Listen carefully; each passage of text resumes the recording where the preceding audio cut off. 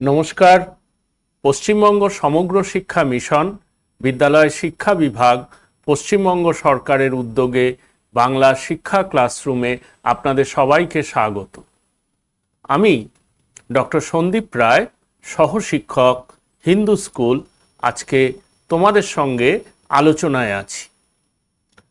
আলোচনার বিষয়বস্তু নবম শ্রেণীর জীবনবিজ্ঞান বিষয়ক একটি অত্যন্ত গুরুত্বপূর্ণ ধারণা, মানব কল্যাণে জীবাণুর ভূমিকা। আমরা প্রথমে বুঝে নেওয়ার চেষ্টা করি যে জীবাণু বলতে কি বোঝায়। জীবাণু বা microorganisms are tiny living things which live all around us. আমাদের চারিদিকে, এমনকি বিজ্ঞানীরা মনে করছেন আমাদের দেহ জীবাণুর একটি সমুদ্র মাত্র। নানা ধরনের জীবাণু আমাদের চারিদিকে রয়েছে, যেমন ছত্রাক বা ফাঙ্গি, ব্যাকটেরিয়া, ভাইরাস, অ্যালগি বা শৈবাল এবং আদ্য প্রাণী বা প্রোটোজোয়া। তোমরা দেখো ছবির পেছনে এরকম জীবাণুর সমুদ্র দেখানো হয়েছে। প্রধান যে দুটি জীবাণু আমাদের খুব উপকারে লাগে তারা হলো ছত্রাক বা ফাঙ্গি এবং ব্যাকটেরিয়া। ফাঙ্গি কি করে? খাদ্য প্রক্রিয়াকরণে সাহায্য করে, মাটির উর্বরতা বাড়াতে সাহায্য করে এবং বর্জ্য পরিষ্কার করার মাধ্যমে দূষণ এর মাত্রা কমায়। ব্যাকটেরিয়া বিভিন্ন শিল্পে ব্যবহৃত হয়, যেমন চর্মশিল্প, পানীয় উৎপাদন, ওষুধ শিল্প। এরাও দূষণ মুক্ত করার কাজে ব্যবহৃত হয়। এছাড়া এরা অণুজীব রূপে মাটিতে ব্যবহৃত হয় মাটির উর্বরতা বৃদ্ধির জন্য। সর্বোপরি ছত্রাক এবং ব্যাকটেরিয়া এবং আদ্য প্রাণীকে তৎসহ ভাইরাসকে পেস্ট দমনের কাজেও ব্যবহার করা হয়ে থাকে। সুতরাং মানব কল্যাণে জীবাণুর ভূমিকাকে আমরা প্রধানত 5টি ভাগে ভাগ করে নিতে পারি। প্রথম হচ্ছে খাদ্য সামগ্রী উৎপাদন, 2 শিল্পজাত দ্রব্য উৎপাদন, 3 বর্জ্য পরিষ্কার এবং বায়োগ্যাস উৎপাদন, 4 বায়োকন্ট্রোল এজেন্ট বা পেস্ট দমন, 5 অণুজীব সার বা বায়ো ফার্টিলাইজার। আমরা আস্তে আস্তে প্রত্যেকটি ভূমিকা নিয়ে বিশদে আলোচনায় ঢুকব। এবার আমরা দেখি জীবাণুরা নির্দিষ্টভাবে কি কি ভূমিকা পালন করে। আমরা একটি চার্টের মাধ্যমে মানব কল্যাণে জীবাণুর সামগ্রিক ভূমিকাকে দেখানোর চেষ্টা করেছি। এক্ষেত্রে 7টি ক্ষেত্রকে চিহ্নিত করা হয়েছে।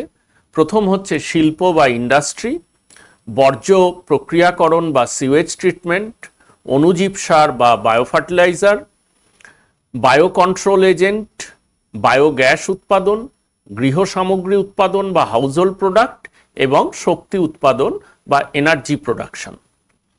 ইন্ডাস্ট্রি বা শিল্পের ক্ষেত্রে আমরা দেখার চেষ্টা করি যে কোন কোন শিল্পে অণুজীবের বিশেষ ভূমিকা রয়েছে।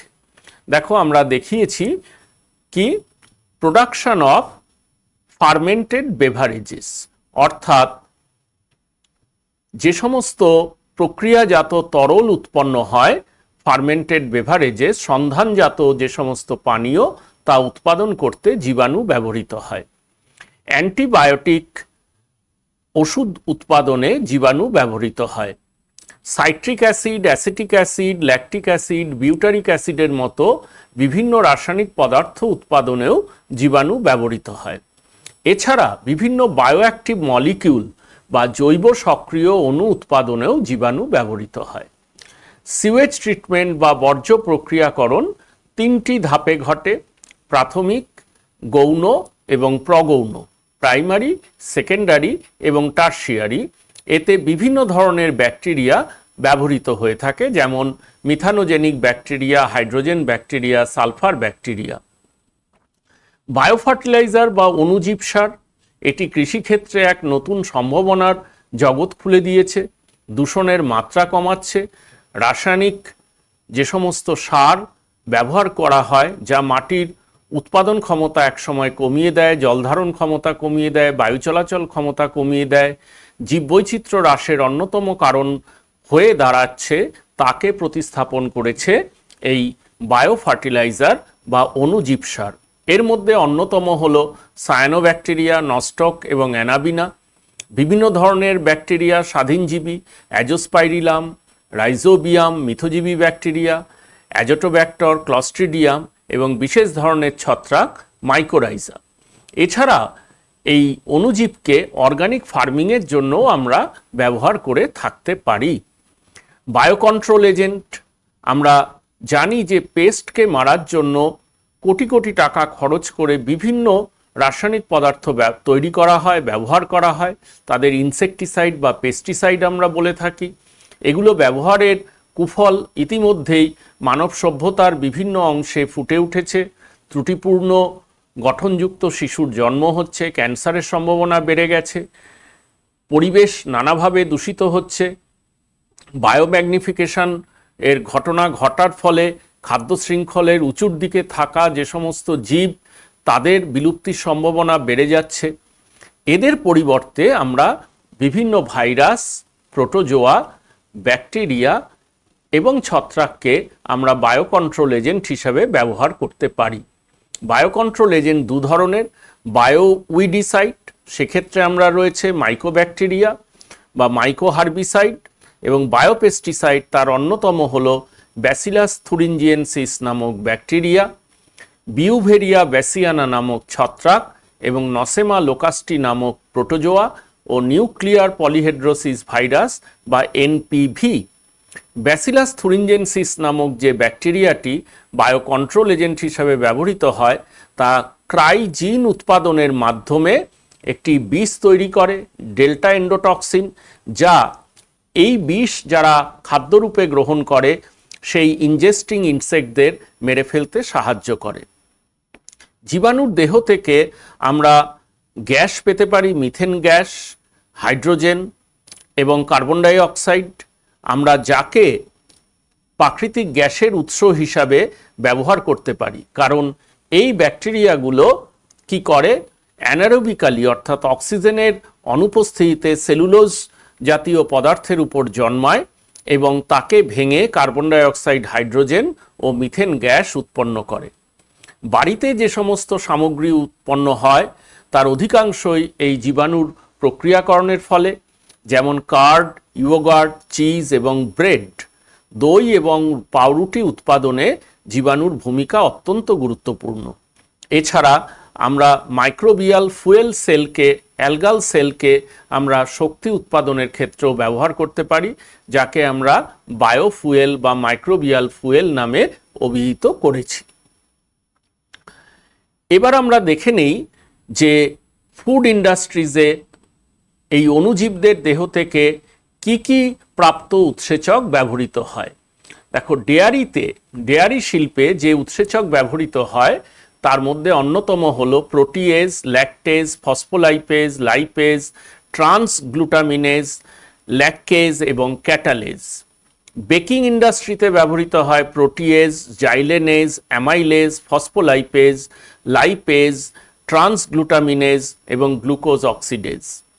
ফ্রুট অ্যান্ড ভেজিটেবলস প্রক্রিয়াকরণে ব্যবহৃত হয় সেলুলেজ, পেকটিনেজ, জাইলানেজ, আলফা অ্যামাইলেজ, ল্যাককেজ এবং মেরিনজিনেজ।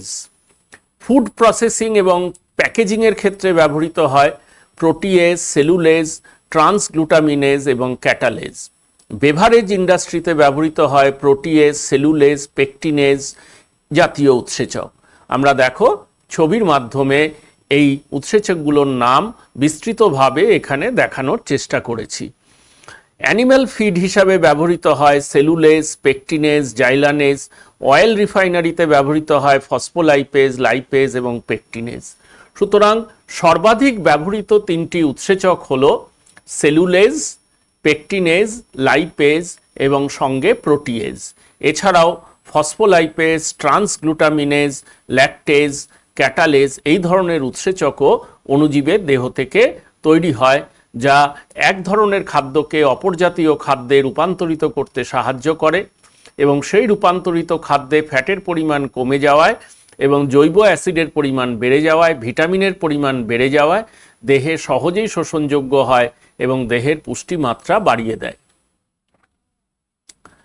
আমরা এরপর দেখানোর চেষ্টা করেছি যে ইন্ডাস্ট্রিয়াল এনজাইমস, শিল্পক্ষেত্রে ব্যবহৃত উৎসেচক, সেগুলো অণুজীবের দেহ থেকে পাওয়া যায়। দেখো, ইন্ডাস্ট্রির ক্ষেত্রে, শিল্পক্ষেত্রে কোথায় কোথায় এই অণুজীবের উৎসেচক ব্যবহৃত হতে পারে? লেদার ট্যানিংয়ের ক্ষেত্রে, পাল্প অ্যান্ড পেপার, কাগজ তৈরির ক্ষেত্রে, স্টার্চ অ্যান্ড ফুয়েল উৎপাদনে, কেমিক্যাল অ্যান্ড ফার্মাসিউটিক্যাল শিল্পে, ডিটারজেন্ট রূপে, ফুড অ্যান্ড বেভারেজ, টেক্সটাইল এবং প্রোটিন হাইড্রোলিসিসের ক্ষেত্রে। এগ্রিকালচারের ক্ষেত্রে যে সকল জায়গায় উৎসেচকের ব্যবহারের ক্ষেত্র তৈরি হয়েছে তা হলো agro processing, animal feed additive, agrochemical, animal feed from agricultural West. আমরা শিল্পক্ষেত্রে যে সকল উৎসেচক ব্যবহার করলাম তার ফলে কি হলো? দূষণের মাত্রা কমে গেল, লং চেইন কার্বন যে মলিকুল সেগুলো ভেঙে গেল কার্বন ডাই অক্সাইড এবং জলে, ফলে দূষণমুক্ত পরিবেশ তৈরি হওয়ার সম্ভাবনা তৈরি হলো, অর্থাৎ মাইক্রোবস প্রমোট ক্লিনার প্রোডাকশন।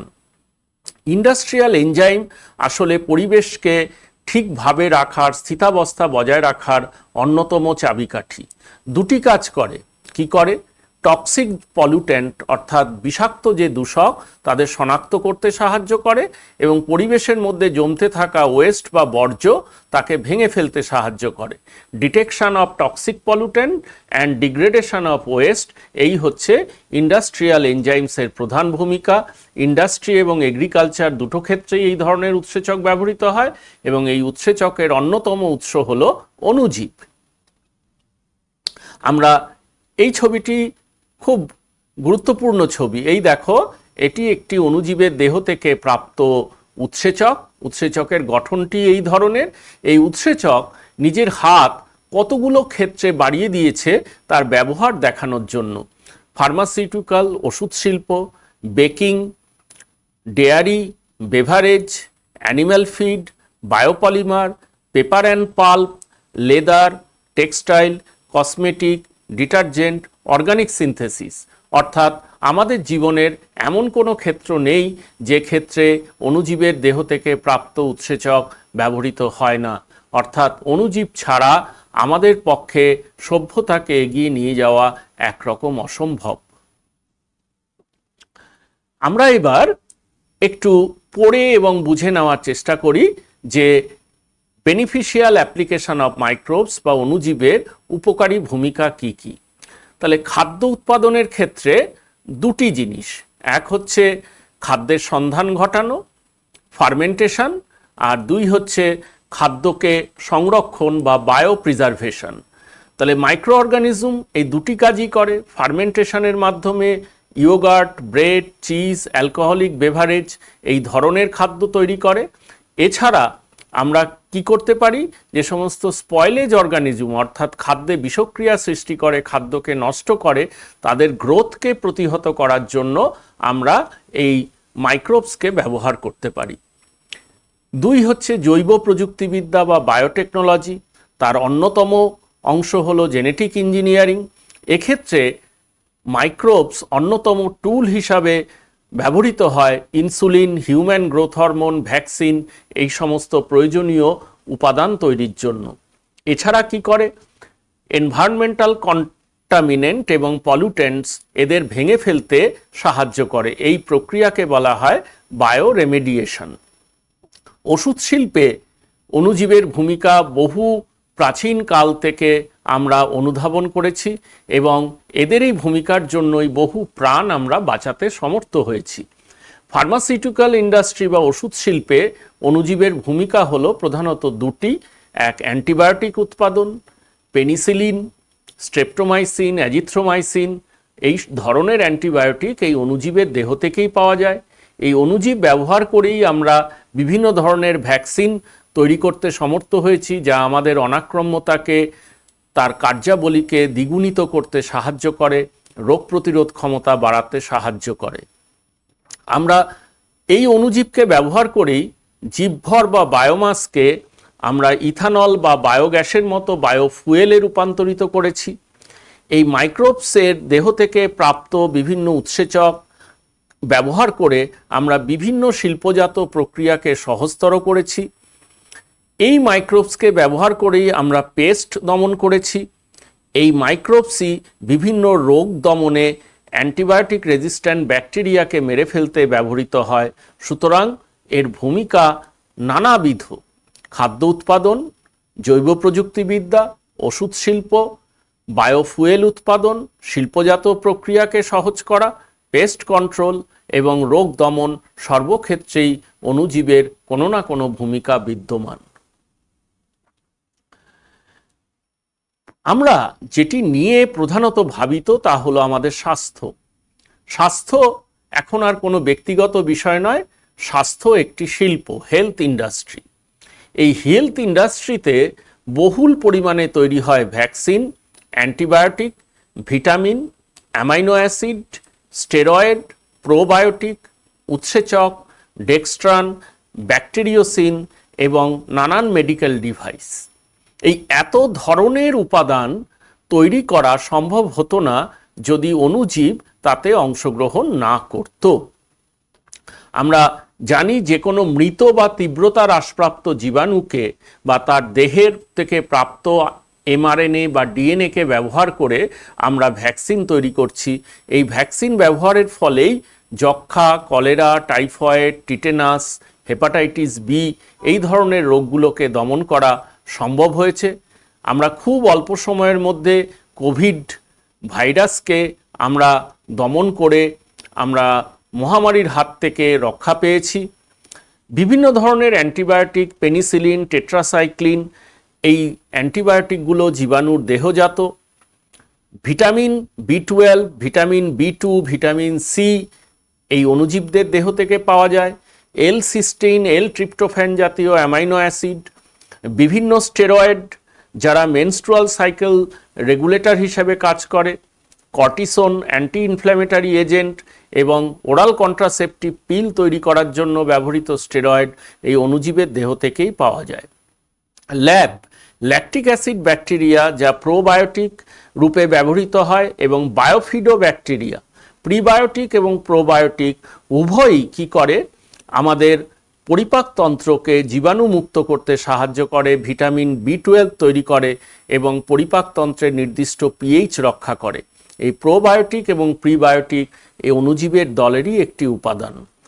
আমরা ইতিমধ্যেই পড়েছি যে অণুজীবের দেহ থেকে প্রাপ্ত প্রোটিয়েজ, ল্যাকটেজ, লাইপেজ, কেরাটিনেজ, সেলুলেজ এই নানান ধরনের উৎসেচক কি করে একটি বিশেষ বস্তুকে একটি নির্দিষ্ট উপাদানে রূপান্তরিত করতে সাহায্য করে।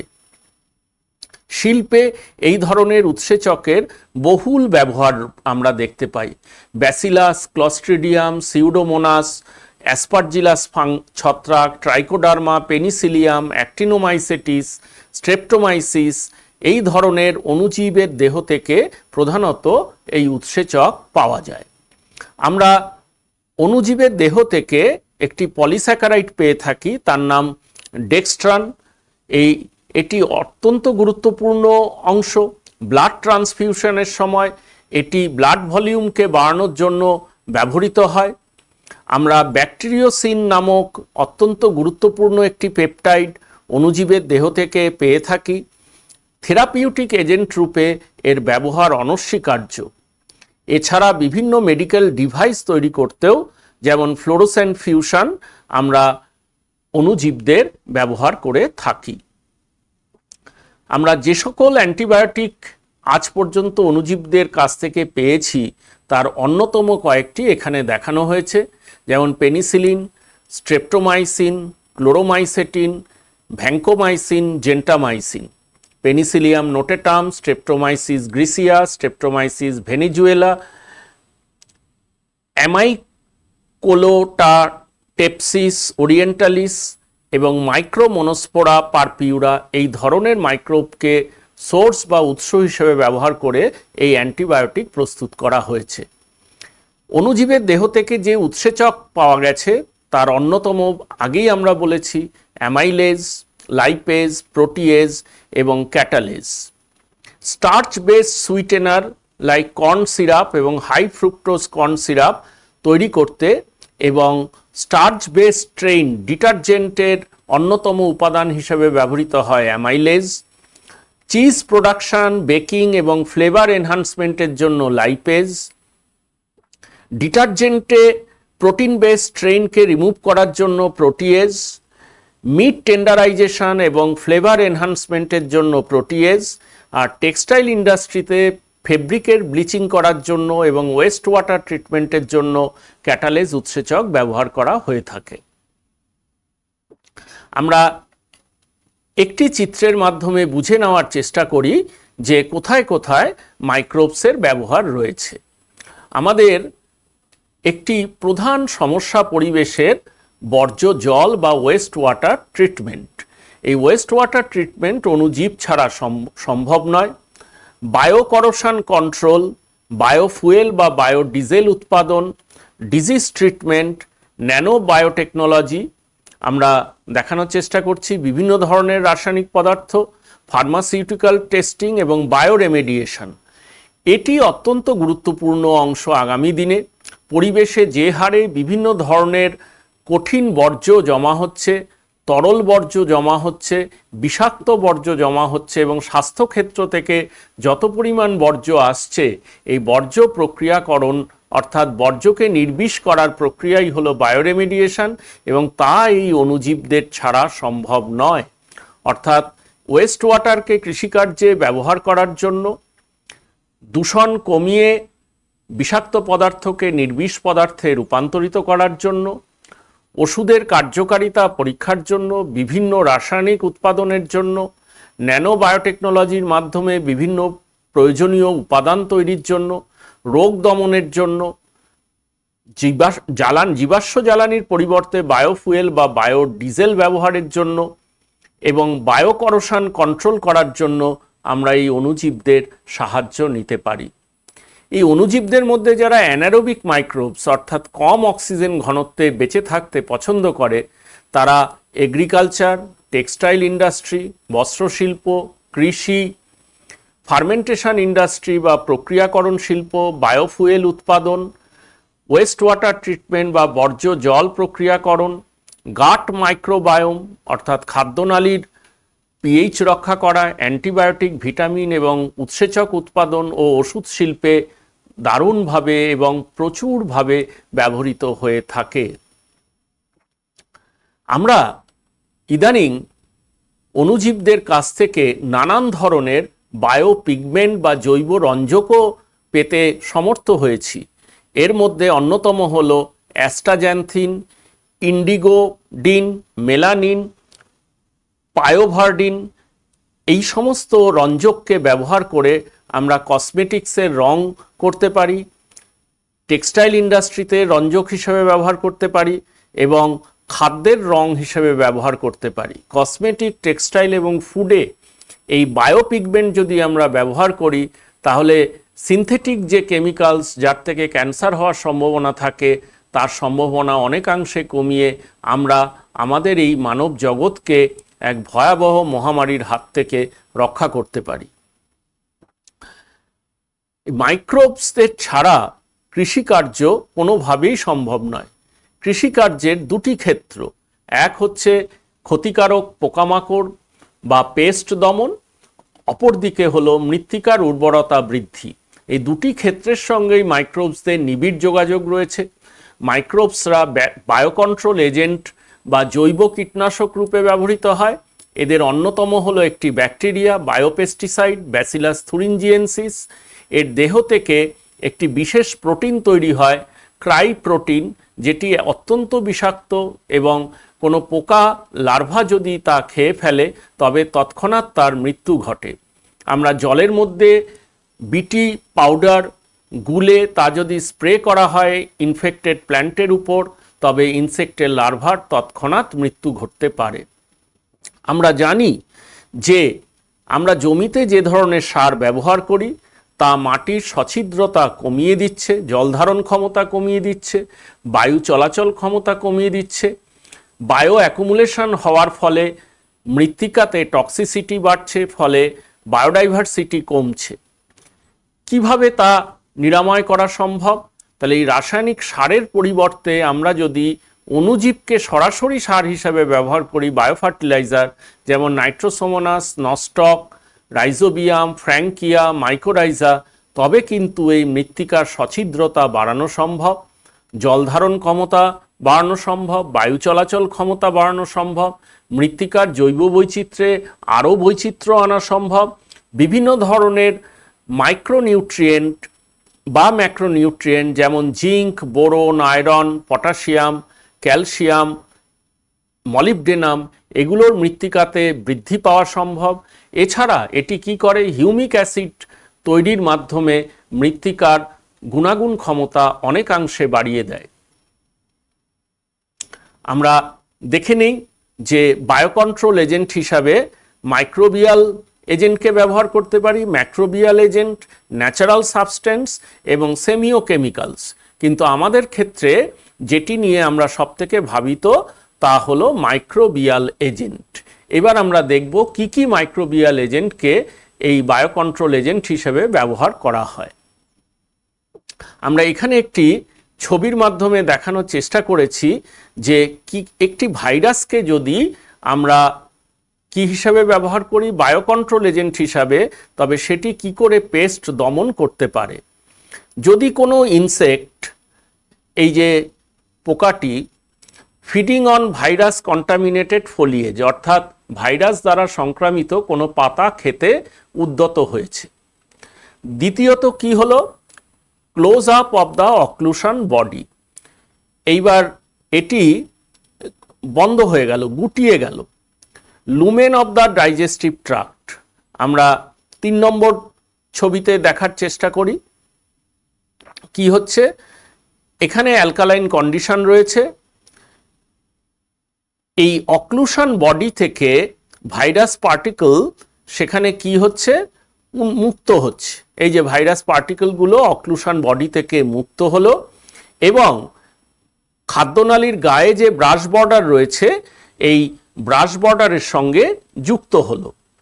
এরপরে কি হলো, এই পোষক কোষের মধ্যে ভাইরাসের সংখ্যা ক্রমাগত বাড়তে লাগলো এবং একসময় তা পোষককে মেরে ফেলতে সমর্থ হলো। অর্থাৎ আমরা বাইরে থেকে কীটনাশক প্রযুক্ত না করেও এই আমরা যদি ভাইরাস কন্টামিনেটেড ফোলিয়েজ ইনসেক্ট লার্ভাকে খাওয়াতে পারি তবে কিন্তু ইনসেক্টের সংখ্যা দমন করা সম্ভব। আমরা এখানে একটি ভাইরাসকে দেখানোর চেষ্টা করেছি যা বায়োকন্ট্রোল এজেন্ট হিসাবে ব্যবহৃত হয়। ভাইরাসটি হলো এনপিভি বা নিউক্লিও পলিহেড্রোসিস ভাইরাস।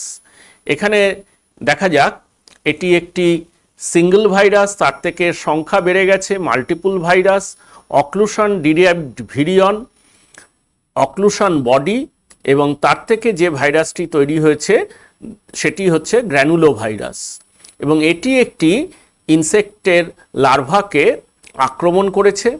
তার মিড গাটে এই লার্ভার অক্লুশন প্রবেশ করেছে, সেখানে তারা রিলিজড হয়ে তারা সেখানে সংখ্যা বৃদ্ধি করেছে এবং এমনভাবে সংখ্যা বৃদ্ধি করেছে যে পোষক কোষের মৃত্যু ঘটেছে। এই গাট থেকে তারা দেহ তরল বা হিমোলিম্ফ বা ট্র্যাকিয়াল সিস্টেমে প্রবেশ করতে পারে, ফলে একটি সময়ের পর এই ভাইরাসের আক্রমণের জোরে কিন্তু এই ইনসেক্ট বা তার লার্ভার মৃত্যু ঘটে। অর্থাৎ একইভাবে ভাইরাসও এই জীবাণুর সংক্রমণ, ক্ষতিকারক পেস্টের সংক্রমণ রোধ করতে সক্ষম। আমরা এই নিউক্লিয়ার পলিহেড্রোসিস ভাইরাল ইনসেকটিসাইড হেলিকোভেরা আর্মিজেরা, আমরা এই পেস্টটি দমনের জন্য এটি ব্যবহৃত হয়। এই ইনফেকশন কি করতে পারে, ফসলের উৎপাদন অনেক গুণ বাড়িয়ে দিতে পারে। ক্যাটারপিলার জাতীয় যে সমস্ত ইনসেক্ট রয়েছে বা লার্ভা, বিভিন্ন মথ এবং বাটারফ্লাইয়ের, তা দমনের জন্য কিন্তু এনপিভি ভাইরাল ইনসেকটিসাইড অত্যন্ত গুরুত্বপূর্ণ, কারণ এটি কস্ট এফেক্টিভ, এর দাম কম, লং লাস্টিং, বহুদিন ধরে ব্যবহৃত হয় এবং এর কোনো অবশিষ্টাংশ থাকে না, নো রেসিডিউ, এবং ইন্টিগ্রেটেড পেস্ট ম্যানেজমেন্ট যে সিস্টেম তার একটি অংশ হিসেবে এটি কাজ করে এবং অন্যান্য পেস্ট কন্ট্রোল মেথডের সঙ্গে এটি কম্প্যাটিবল। এবার আমরা ব্যাকটেরিয়ার ভূমিকা দেখে নেওয়ার চেষ্টা করি। সেই বহুল আলোচিত ব্যাকটেরিয়া ব্যাসিলাস থুরিনজিয়েন্সিস বিটি, সেই বিটি ভাইরাসের দেহ থেকে তোমরা দেখো সেই বিষাক্ত বিটি টক্সিন ক্রিস্টাল এখানে নির্গত হয়েছে। তা খাদ্যনালীতে প্রবেশ করেছে, দ্রবীভূত হয়েছে, অ্যাক্টিভ হয়েছে এবং তা এই পোষক কোষের যে সিলিয়াগুলো রয়েছে তাকে নষ্ট করে দিয়েছে। এবং এক্ষেত্রে টক্সিন মনোমার, তার থেকে টক্সিন অলিগোমার, এইবার সেটি এর ছিদ্র দিয়ে, এই সিলিয়া নষ্ট হয়ে যাওয়ার ফলে এই ছিদ্র দিয়ে পোষক কোষের ভেতরে প্রবেশ করে কি হয়েছে, অসমোটিক বার্স্ট ঘটিয়েছে, অসমোটিক সেল লাইসিস। এবং এইখানে দেখো কোষগুলো মারা গেছে। এই কোষগুলো মারা গেলে খুব অল্প সময়ের মধ্যেই ইনসেক্ট বা তার লার্ভার মৃত্যু ঘটে এবং পেস্ট দমন করা সম্ভব। অর্থাৎ একটি ব্যাকটেরিয়া, তার দেহ থেকে নির্গত বিটি টক্সিন, সেই বিটি টক্সিন কিভাবে পেস্ট কন্ট্রোল করতে ব্যবহৃত হয় তোমরা ছবির মাধ্যমে দেখলে। তোমরা অন্যান্য এই ধরনের অণুজীবের ক্ষেত্রেও একই বা ভিন্ন প্রক্রিয়ায় পেস্ট দমন করা সম্ভব। আমরা আরেকটু এই ব্যাপারটি বুঝে নেওয়ার চেষ্টা করি। ব্যাসিলাস থুরিনজেন্সিস স্পোর বা রেণু উৎপাদন করলো, লার্ভা কি করলো, এই ধরনের রেণু কনজিউম করলো, তার ফলে কি হলো, তার খাদ্যনালীতে যাওয়ার ফলে সেটি দ্রবীভূত হলো এবং ক্রিস্টাল প্রোটিনের অ্যাক্টিভেশন হলো ইনসেক্ট লার্ভার জন্য, সেখান থেকে প্রোটোটক্সিন তৈরি হলো। সেই প্রোটোটক্সিন বা অ্যাক্টিভেটেড প্রোটিন গাট ওয়ালের রিসেপ্টরের সঙ্গে খাদ্যনালীর গ্রাহকের সঙ্গে আবদ্ধ হলো, তার পারমিয়েশন বা ভেদ্যতা বেড়ে গেল এবং একসময় তা দেহতরল বা হিমোসিলে প্রবেশ করলো। আমরা এই ছবির মাধ্যমে এখানে দেখানোর চেষ্টা করেছি। এবং তা গিয়ে কি করলো, কোষের মধ্যে জলের প্রবাহ বাড়িয়ে দিল, কোষটি ফুলে উঠল এবং একসময় মিড গাটের এপিথেলিয়াল সেল ফেটে গেল। এর ফলে কি হলো, লার্ভাটিতে ব্যাকটেরিয়ার সংক্রমণ ঘটল, সেপ্টিসেমিয়া হয়ে গেল, সারা দেহে সংক্রমণ ছড়িয়ে পড়ল এবং লার্ভার মৃত্যু ঘটল, পেস্ট দমন হলো। আমাদের মানব কল্যাণে অণুজীব ব্যবহৃত এইভাবে হয়ে থাকে। আমরা আরেকটি ছত্রাককে এখানে ছবিতে দেখিয়েছি, বিউভেরিয়া ব্যাসিয়ানা নামক ছত্রাক। এখানে দেখো গ্রাস হপার এই ছত্রাকের আক্রমণের ফলে মারা গেছে। আমরা এই ধরনের ছত্রাকের সলিউশন এই পেস্ট দমনের জন্য ব্যবহার করে থাকতে পারি। আমরা কডলিং মথ দমনের জন্য এই ব্যাসিলাস বিউভেরিয়া ব্যাসিয়ানা ব্যবহার করে থাকি। দেখো গ্রাস হপার এখানে কালেক্টেড হয়েছে, ছবিতে আমরা দেখিয়েছি। তাকে ডিসেক্ট করে তার ডিজিজ ডিটেকশন করা হয়েছে, সেখান থেকে প্যাথোজেন আইসোলেট করা হয়েছে, তারপর তার স্পোর লোড কোয়ান্টিফিকেশন করা হয়েছে, অর্থাৎ তার গাটে কত পরিমাণ ব্যাকটেরিয়া বা ছত্রাকের স্পোর গ্রো করেছে, যার ফলে এই গ্রাস হপারটির মৃত্যু ঘটেছে। তাহলে আমরা দেখতে পেলাম যে পেস্টের জৈবিক দমনে ব্যাকটেরিয়া, ছত্রাক এবং প্রোটোজোয়া ও ভাইরাস ব্যবহৃত হয়। প্রধান ব্যাকটেরিয়া ব্যাসিলাস থুরিনজিয়েন্সিস, প্রধান ছত্রাক বিউভেরিয়া বেসিয়ানা, প্রধান ভাইরাস নিউক্লিয়ার পলিহেড্রোসিস ভাইরাস এবং প্রধান প্রোটোজোয়া নসেমা লোকাস্টি। এবার আসি আমরা মৃত্তিকার উর্বরতা বৃদ্ধি এবং তাতে অণুজীবের ভূমিকা। অণুজীবকে সরাসরি সার হিসেবে ব্যবহার করা হলে সেই অণুজীবকে বলা হয় বায়োফার্টিলাইজার। অর্থাৎ বায়োফার্টিলাইজারের মধ্যে নানা ধরনের মাইক্রোব থাকে যারা উদ্ভিদ এবং বৃক্ষজাতীয় উদ্ভিদের বৃদ্ধিকে ত্বরান্বিত করে। কিভাবে? তাদের যে প্রয়োজনীয় নিউট্রিয়েন্ট বা পরিপোষক দরকার তার সরবরাহ বাড়িয়ে দেয়। এর মধ্যে ব্যাকটেরিয়া, ছত্রাক, মাইকোরাইজাল ছত্রাক এবং ব্লু গ্রিন অ্যালগি বা সায়ানো ব্যাকটেরিয়া থাকতে পারে। বায়োফার্টিলাইজারের মধ্যে জৈব সার বা অর্গানিক ফার্টিলাইজার বা ম্যানিওরও থাকতে পারে। মৃত্তিকার উর্বরতা বাড়ানোর জন্য এবং অর্গানিক ফার্মিংয়ের জন্য বায়োফার্টিলাইজারকে রেকমেন্ড করা হয়।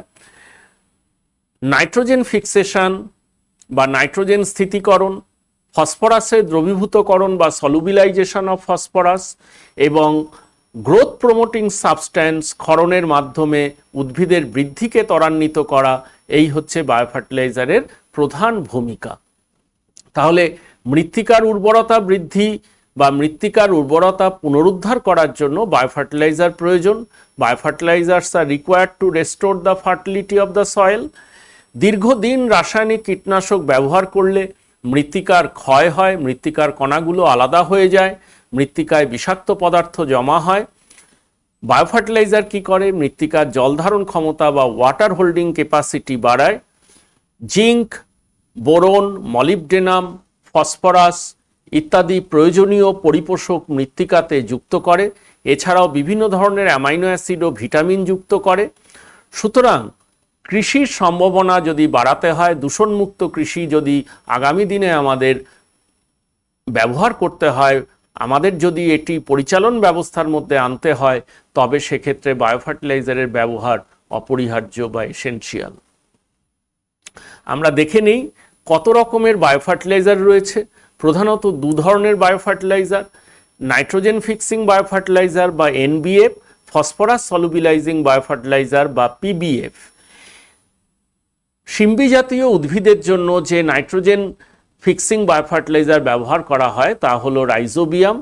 এছাড়া সিরিয়ালস বা দানাশস্য উৎপাদনের জন্য নানা ধরনের নাইট্রোজেন ফিক্সিং বায়োফার্টিলাইজার ব্যবহার করা হয়ে থাকে। অ্যাজোটোব্যাক্টর, অ্যাজোলা, সায়ানোব্যাকটেরিয়া এবং অ্যাজোস্পাইরিলাম। ফসফেট সলুবিলাইজিং ব্যাকটেরিয়া হলো ব্যাসিলাস, সিউডোমোনাস, অ্যাসপারজিলাস এবং পেনিসিলিয়াম। এবং ফসফেট অ্যাবজর্বার হলো ভেসিকুলার আরবাসকিউলার মাইকোরাইজা বা ভ্যাম।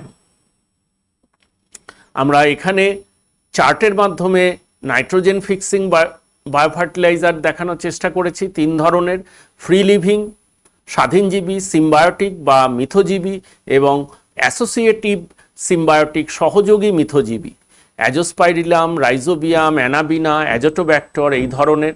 ফসফরাস সলিবিলাইজিং বায়োফার্টিলাইজার ব্যাকটেরিয়া এবং ছত্রাক, ব্যাসিলাস সাবটিলিস ও Penicillium. Phosphorus mobilising biofertiliser arbuscular mycorrhiza, Glomus, ectomycorrhiza, Laccaria, ericoid mycorrhiza, Pezizella. Biofertiliser for micronutrient, silicate এবং zinc, silicon এবং zinc, তার জন্য Bacillus, plant growth promoting rhizobacteria, Pseudomonas fluorescens. আমরা ছবিতে দেখে নেই দু ধরনের মাইকোরাইজা। একটি একটোমাইকোরাইজা, রুট ক্রস সেকশনে দেখানো হয়েছে আরবাসকুলার মাইকোরাইজা, যা উদ্ভিদের কর্টেক্স অঞ্চলে প্রবেশ করেছে।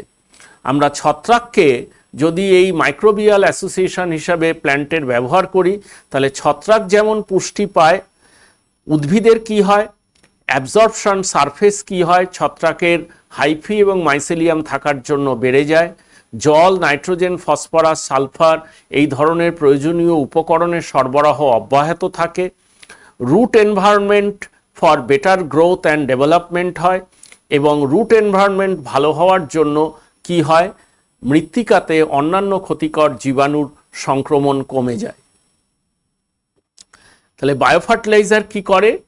Improve soil structure and health, stress buster হিসাবে কাজ করে। হিউম্যান হেলথের উপর এর কোনো খারাপ এফেক্ট নেই। স্থিতিশীল উন্নয়ন বা সাস্টেনেবল ডেভেলপমেন্টকে প্রমোট করে। খাদ্যের গুণ এবং স্বাদ বৃদ্ধি করে। ইনপুট এক্সপেন্স কমিয়ে দেয় এবং উদ্ভিদের বা শস্যের বৃদ্ধি ও উৎপাদন অনেকাংশে বাড়িয়ে দেয়। সুতরাং বায়োফার্টিলাইজার এনভায়রনমেন্ট ফ্রেন্ডলি, কেমিক্যাল ফার্টিলাইজারের লোড কমায়, প্ল্যান্ট গ্রোথ এবং ক্রপ কোয়ালিটি এনহান্স করে, সয়েল মাইক্রোবিয়াল অ্যাক্টিভিটি ইনক্রিজ করে, সেলফ লাইফ দীর্ঘদিনের, লঙ্গার সেলফ লাইফ, এবং মাল্টি স্ট্রেসের এগেনস্টে এরা রেজিস্ট্যান্স বৃদ্ধি করে, প্রতিরোধ ক্ষমতা বৃদ্ধি করে। এরা পীড়া সহায়ক। ফলে গ্লোবাল ওয়ার্মিং এর পরিপ্রেক্ষিতে এই যত বেশি করে বায়োফার্টিলাইজার আমরা ব্যবহার করব, তত উদ্ভিদের পীড়া সহন ক্ষমতা বাড়বে, উৎপাদন ক্ষমতা বাড়বে, খাদ্য সরবরাহ অক্ষুণ্ণ থাকবে। আমরা বিস্তৃতভাবে আলোচনা করলাম শিল্পে, খাদ্যে, ওষুধ উৎপাদনে, পেস্ট দমনে এবং মৃত্তিকার উর্বরতা বৃদ্ধি তথা ফসল উৎপাদন বাড়ানোর জন্য অণুজীবের ইনডিসপেন্সাবল ভূমিকা। They are essential for our life, they are essential for our environment. আমরা আগামী দিনে অসংখ্য এরকম অণুজীবকে খুঁজে পাওয়ার চেষ্টা করব, তাদের থেকে উৎসেচক এক্সট্রাক্ট করার চেষ্টা করব, ভিটামিন অ্যান্টিবায়োটিকের সম্ভাবনার নতুন ক্ষেত্র খুলে দেব, অণুজীবকে কি করে আরও প্রয়োজনীয় বায়োফুয়েল সোর্স হিসেবে ব্যবহার করা যায়, যাতে পেট্রোল এবং ডিজেলের আমদানি করা খরচ আগামী দিনে কমানো যায়, দূষণমুক্ত জ্বালানি কি করে আগামী দিনে তৈরি করা যায়, মৃত্তিকার দূষণের মাত্রা কি করে কমানো যায় এবং বায়োম্যাগনিফিকেশন ও বায়ো অ্যাকুমুলেশনের মতো দুটি মহামারীর হাত থেকে কি করে পরিবেশকে রক্ষা করা যায় সে বিষয়ে অণুজীবদের নিয়ে গবেষণা আগামী দিনে চলতে থাকবে। তোমরাও এই গবেষণায় অংশগ্রহণ করবে এবং অণুজীবদের অপরাপর ভূমিকা তোমরা মানব সমাজের কাছে তুলে ধরবে। ধন্যবাদ।